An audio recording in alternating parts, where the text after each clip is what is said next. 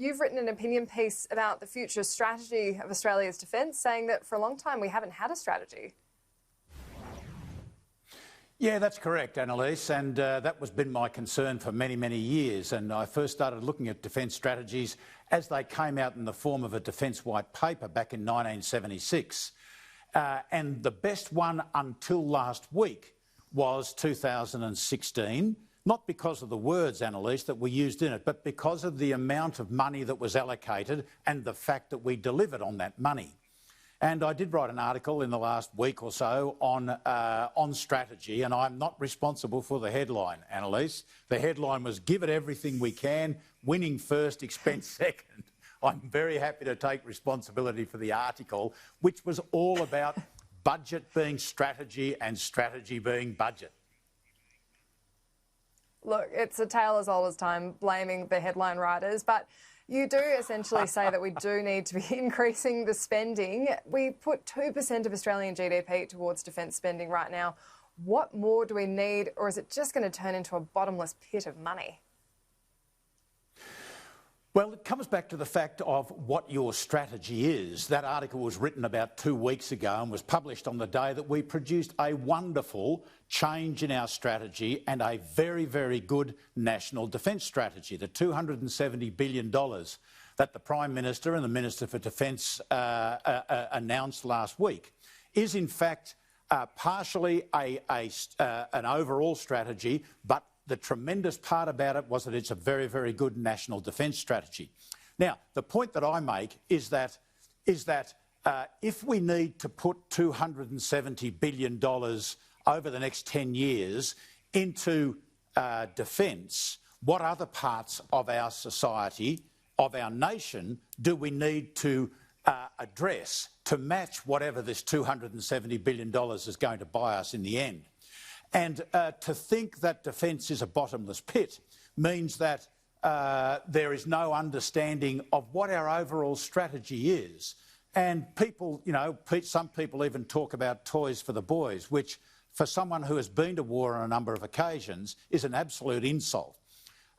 We either have a strategy which we fund and we go ahead and we achieve whatever it is, and at the moment our strategy is to deter conflict, or else we don't. If we know what our strategy is, and the nation must know because it's the nation's money going into this, then we've got to come out with a very, very clear strategy. What I liked about last week, Annalise, was that we had the Prime Minister saying that he made a form of equivalence in the breakdown of our strategic environment between what we're seeing now in our region, not someplace far away.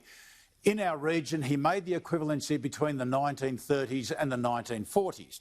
Now, he didn't say we're about to go to war in 5 or 10 years, but he did say that the rule of law is breaking down and that certain nations are taking an aggressive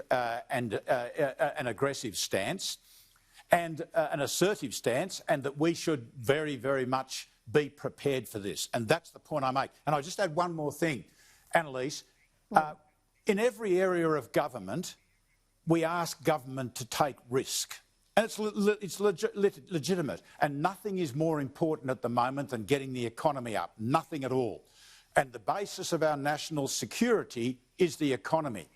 The problem I have is that how does a government know what risk it's taking by not funding certain aspects of national security if it doesn't know what we absolutely need? And that's the question I ask.